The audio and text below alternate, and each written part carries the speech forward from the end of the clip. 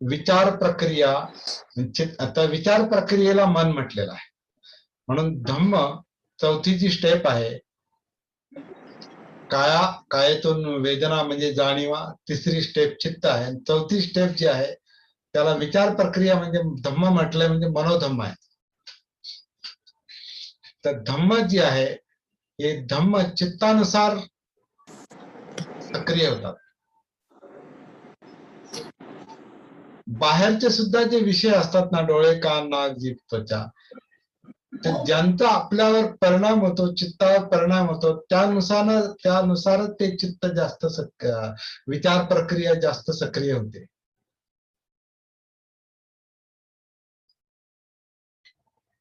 मुद्दा लक्षात येतो ना चांगला व्यवस्थित?